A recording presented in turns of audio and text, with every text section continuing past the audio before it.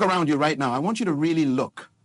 Notice how quiet it is when you're truly alone with yourself. Most people run from this silence. They fill it with noise, with distractions, with other people's voices, because they're terrified of what they might discover in that stillness. But I'm here to tell you something that will change your life forever. That silence, that solitude, that space where it's just you and your thoughts, that's not your enemy. That's your greatest teacher. That's your pathway to unshakable happiness. I've spent years studying human behavior, understanding why some people thrive in solitude while others crumble at the first sign of being alone. What I discovered will shock you. The people who are genuinely happy alone aren't different because they were born that way. They're different because they learned a secret that most people never discover. They learned how to become their own best friend, their own source of joy, their own universe of endless possibility. You see, society has programmed you to believe that happiness comes from outside, that you need someone else to complete you, that being alone means being lonely. That's the biggest lie you've ever been told. I'm going to prove to you that the opposite is true. The happiest, most fulfilled, most powerful people on this planet have mastered the art of being alone. Not because they hate people, not because they're antisocial, but because they understand something profound. When you can be happy alone, you become magnetic to everything good in life. Think about this for a moment. When you're desperately seeking validation from others, when you're constantly looking for someone else to make you feel complete, what energy are you putting out into the world? You're putting out the energy of lack, of neediness, of incompleteness. And what does the universe respond to? It responds to your dominant energy. If you're needy, you attract people who will drain your energy. If you're incomplete, you attract incomplete relationships. But when you're whole, when you're happy within yourself, you attract wholeness. I want to take you on a journey right now. A journey into your own mind, your own heart, your own soul. Because that's where true happiness lives. Not in someone else's approval, not in external circumstances, not in achievements or possessions or recognition. True happiness lives in your ability to be at peace with yourself, to enjoy your own company, to find joy in the simple act of being alive and aware. Let me tell you something about loneliness versus solitude. Most people confuse these two completely different experiences. Loneliness is a feeling of emptiness, of something missing, of disconnection. But solitude is a choice. Solitude is powerful. Solitude is where creativity is born, where insights emerge, where you connect with the deepest parts of yourself. When you're lonely, you're focused on what you don't have. When you're in solitude, you're discovering everything you already are. The first step to being happy alone is understanding that you are not broken. You don't need fixing. You don't need another person to make you whole. You are already complete. I know this might sound impossible right now, especially if you've spent your whole life believing otherwise. But I'm going to show you how to access that completeness, how to tap into that inner source of happiness that has always been there, waiting for you to discover it. Your mind is the most sophisticated technology ever created, more complex than any computer, more powerful than any machine. Yet most people use it like a broken radio, constantly tuned into stations of worry, fear, self-doubt, and regret. They let their minds run wild with thoughts that make them miserable. Thoughts that tell them they're not good enough, not worthy enough, not lovable enough. But your mind is not your master. You are the master of your mind. When you're alone, you have the perfect opportunity to retrain your mind, to become aware of your thoughts and consciously choose which ones to feed and which ones to starve. Every thought you think is either moving you toward happiness or away from it. Every internal conversation you have is either building you up or tearing you down. The quality of your alone time depends entirely on the quality of your thoughts. I want you to imagine your mind as a garden. Right now, that garden might be overgrown with weeds, negative thoughts, limiting beliefs, fear-based patterns that have been growing unchecked for years. Being alone gives you the time and space to pull those weeds and plant new seeds. Seeds of self-love, seeds of appreciation, seeds of possibility. But you have to be willing to do the work. You have to be willing to get your hands dirty in the soil of your own consciousness. Most people avoid being alone because they're afraid of what they'll find when they look inside. They're afraid they'll discover they don't like themselves very much. They're afraid they'll face all the mistakes they've made, all the opportunities they've missed, all the ways they've fallen short of their own expectations. But here's what I know. On the other side of that fear is freedom. On the other side of facing yourself honestly is the most profound love you'll ever experience. You cannot love others authentically until you love yourself. You cannot give what you don't have. If your inner world is filled with self-criticisms, judgment, and negativity, that's what you'll bring to every relationship. But when you learn to be genuinely happy alone, when you develop a loving relationship with yourself, you become a gift to everyone around you. You stop looking for people to fill your emptiness and start sharing your fullness. The practice of being alone is like building a muscle. At first, it might feel uncomfortable, even painful. Your mind might resist. It might create all kinds of stories about why you need to be with someone right now, why you should check your phone, why you should find something to distract yourself. That resistance is normal. It's your mind's way of protecting you from the unknown. But just like physical exercise, the more you practice being alone with awareness, the stronger you become. I want to share with you the difference between being alone and being present. Most people who say they hate being alone are actually afraid of being present. They're afraid to be fully here, fully now, fully aware of what is. They prefer to live in their heads, replaying the past or worrying about the future, rather than experiencing the richness of this moment. But this moment is all you ever have. This moment is where happiness lives. When you're truly present, even the simplest experiences become extraordinary. The taste of water becomes remarkable. The feeling of air on your skin becomes profound. The sound of your own breathing becomes a meditation. The ordinary world reveals its hidden magic when you're not rushing through it, when you're not trying to escape it, when you're not wishing you were somewhere else with someone else. Your breath is always with you. It's your most constant companion. Yet how often do you truly pay attention to it? How often do you use it as an anchor to the present moment? Your breath can teach you everything you need to know about being happy alone. It doesn't need anyone else to exist. It doesn't require external validation. It simply is, moment by moment, sustaining your life without any effort on your part. When you learn to find peace in something as simple as breathing, you learn that peace is always available to you. The stories you tell yourself about being alone determine your entire experience. If you tell yourself that being alone means you're unwanted, unlovable, or unsuccessful, then being alone will feel like punishment. But if you tell yourself that being alone means you're independent, self-sufficient, and capable of generating your own happiness, then being alone becomes a celebration.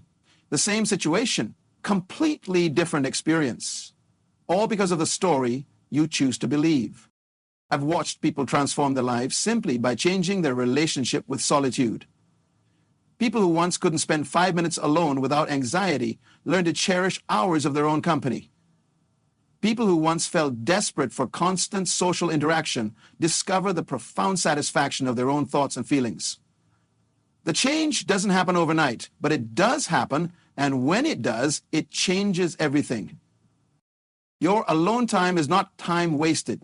It's not time you're waiting for something better to happen. It's time you're investing in the most important relationship you'll ever have, the relationship with yourself.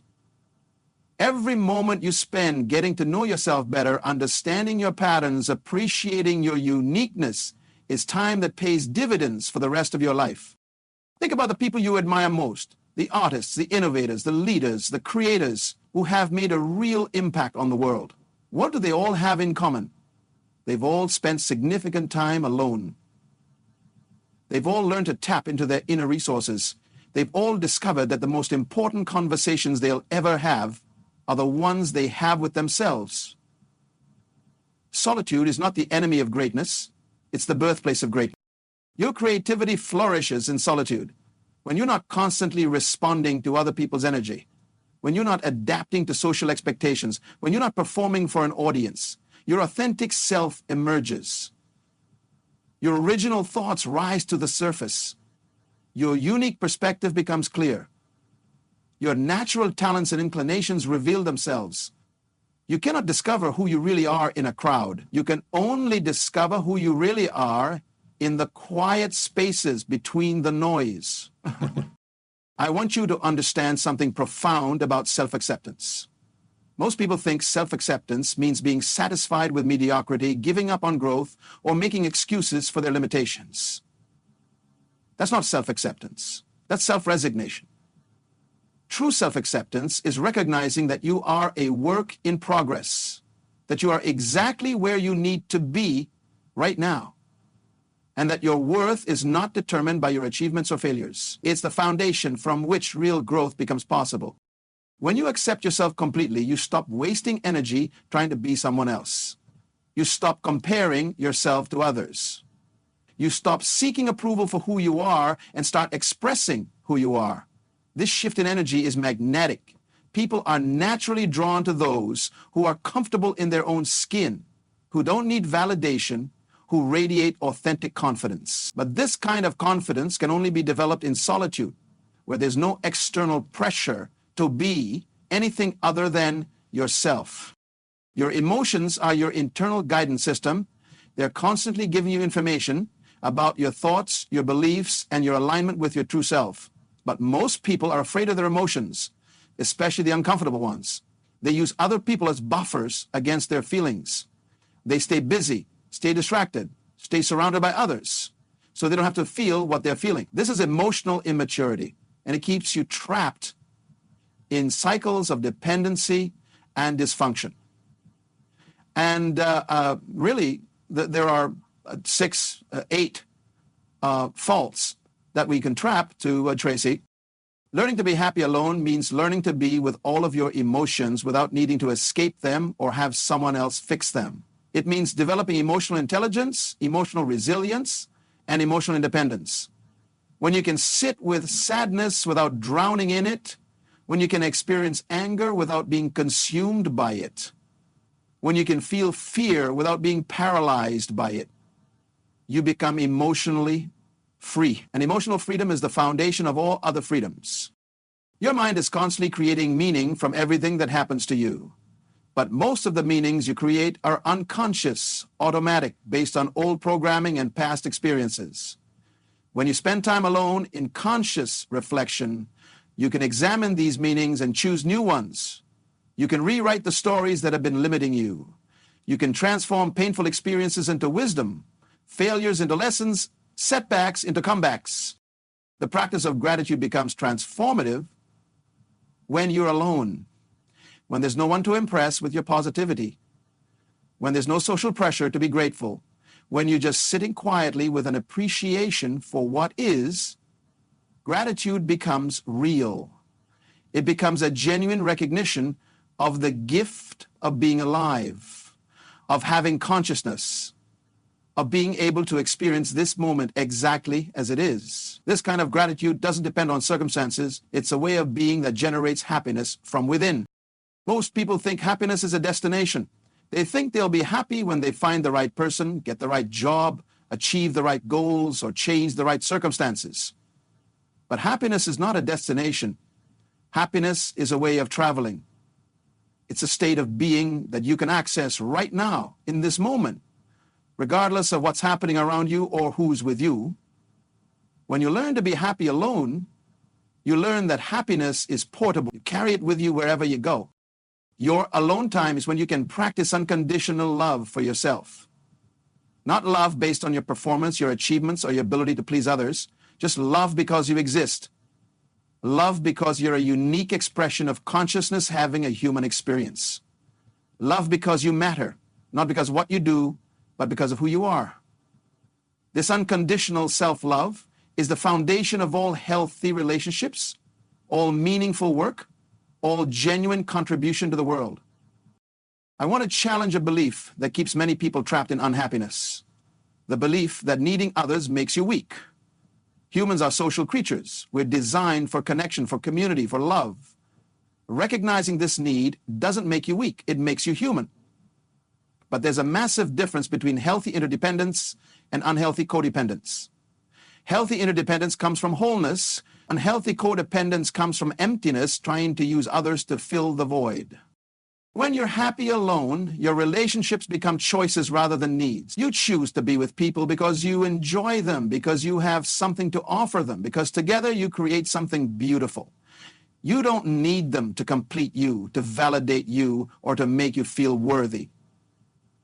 This completely changes the dynamic of every relationship in your life.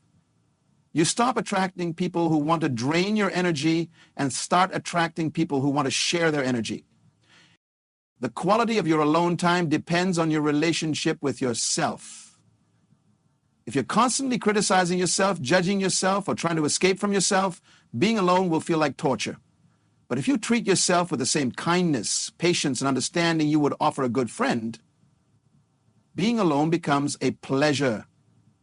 You become someone you actually enjoy spending time with. Your inner dialogue shapes your entire reality. The conversations you have with yourself throughout the day determine how you feel, how you see the world, and what you believe is possible for your life. Most people are completely unconscious of their inner dialogue. They let their minds run on autopilot, repeating the same negative patterns, the same limiting beliefs, the same fearful thoughts, day after day. But when you're alone and aware, you can consciously direct this inner conversation toward thoughts that serve you. I want you to understand the power of silence, not just the absence of external noise, but the presence of inner stillness. In that stillness, wisdom emerges. In that stillness, creativity flows. In that stillness, you connect with something greater than your everyday thinking mind. You don't have to call it anything specific. You don't have to believe in anything particular. You just have to be open to the possibility that there's more to you than your surface thoughts and emotions. Your body is always in the present moment. Your mind might be time traveling to the past or future, but your body is always here, always now. When you're alone, you can use your body as an anchor to presence. Feel your feet on the ground. Notice the temperature of the air on your skin. Sense the rhythm of your heartbeat. Your body is constantly giving you information about the present moment, but you have to slow down enough to receive it. The fear of missing out keeps many people from enjoying solitude. They're convinced that somewhere else, something more exciting is happening. Someone else is having more fun, more success, more love, more life. But this fear is based on an illusion. The only moment you can ever experience is this one. The only life you can ever live is your own.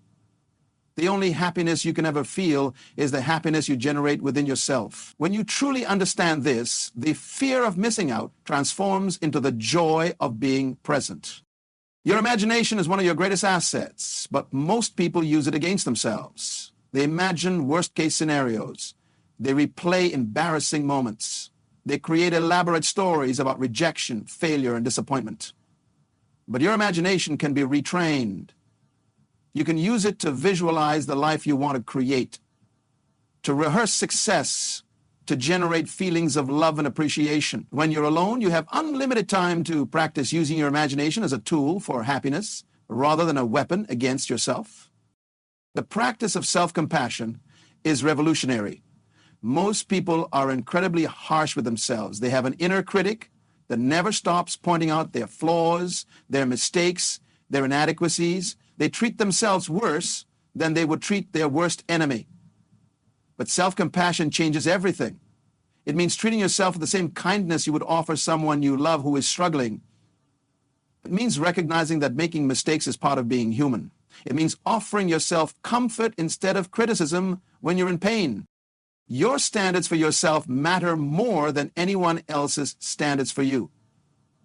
When you're constantly trying to meet other people's expectations, you lose touch with your own values, your own priorities, your own definition of success. But when you're alone, you can clarify what really matters to you. You can decide what kind of person you want to be, what kind of life you want to live, what kind of impact you want to make. These decisions can only be made in solitude, away from the influence and opinions of others. The art of listening to yourself is something most people never develop. They're so busy listening to everyone else, their family, their friends, their colleagues, their society, that they never hear their own voice. But your inner voice, your intuition, your gut feeling, is constantly trying to guide you toward what's best for you.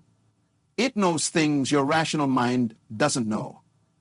It senses things your logical thinking can't detect. But you can only hear it in the quiet moments when you're not overwhelmed by external input. Your energy is your most precious resource.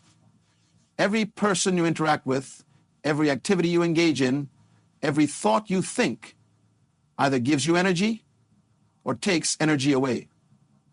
Most people are unconscious of their energy patterns. They don't realize they're giving their power away to situations and people that drain them. But when you spend time alone in awareness, you become sensitive to your energy levels. You learn what fills you up and what empties you out. This awareness allows you to make choices that preserve and enhance your energy rather than depleting it. The relationship between solitude and creativity is profound. Every great work of art, every breakthrough innovation, every transformative idea has emerged from someone's alone time. Creativity requires space. It requires freedom from judgment, from expectation, from the need to explain or justify. It requires the willingness to explore, to experiment, to fail, to try again. None of this is possible when you're constantly focused on other people's reactions and opinions. And your capacity for joy is unlimited, but it must be cultivated. Joy is not the same as happiness. Happiness comes and goes based on circumstances. Joy is a deeper state of being that recognizes the preciousness of existence itself. It's available in every moment, regardless of what's happening, but it requires practice, it requires attention, it requires the willingness to find beauty in ordinary moments, to appreciate simple pleasures, to celebrate the miracle of being alive and conscious. The practice of forgiveness begins with forgiving yourself. Most people carry enormous guilt, shame, and regret about their past choices. They replay their mistakes over and over, punishing themselves for being human. But this self-punishment serves no purpose except to keep you trapped in patterns that no longer serve you. Forgiveness is not about condoning harmful behavior. It's about freeing yourself from the burden of carrying pain that belongs to the past. Your alone time is when you can practice radical honesty with yourself. No pretending, no performing, no trying to be someone you're not. Just truth. Truth about what you really want, what you really feel, what you really believe, what you really value. This kind of honesty is scary because it reveals the gap between who you are and who you've been pretending to be. But it's also liberating because authenticity is the foundation of all genuine happiness. The stories you tell yourself about your past determine your future. If you see your past as a series of mistakes, failures, and missed opportunities, you'll approach your future with fear and limitation. But if you see your past as a perfectly orchestrated series of lessons, growth opportunities, and preparation for who you're becoming, you'll approach your future with confidence and excitement. The same past, completely different meaning, all based on the story you choose to tell. Your emotional intelligence develops through self-observation. When you're alone and paying attention, you can notice the subtle shifts in your emotional state. You can observe what triggers certain feelings, what thoughts precede certain emotions, what patterns keep repeating in your inner world. This awareness gives you choice. Instead of being a victim of your emotions, you become the conscious observer and director of your emotional experience. The practice of meditation doesn't require any special beliefs, techniques, or traditions. It's simply the practice of paying attention to what is, without trying to change it, fix it, or escape from it. Your breath is always available as an object of meditation. Your body sensations are always present as anchors to the moment. Your thoughts and emotions can be observed like clouds passing through the sky of your awareness. This practice of witnessing your inner world without judgment is profoundly healing and transformative. Your relationship with time changes when you learn to be present. Most people are always rushing, always behind, always anxious about not having enough time. But time is not a problem. Your relationship with time is the problem. When you're fully present, time expands, moments become rich and full. You realize you have all the time you need for what really matters. This shift from time poverty to time abundance is one of the most liberating aspects of learning to be happy alone. The quality of your questions determines the quality of your life. Most people ask themselves terrible questions. Why doesn't anyone love me? Why am I such a failure? Why do bad things always happen to me? These questions focus your mind on problems and generate feelings of helplessness. But you can learn to ask better questions. What can I learn from this experience? How can I grow from this challenge? What opportunities might be hidden in this situation? Better questions lead to better answers, which lead to better feelings, which lead to better actions, which lead to better results.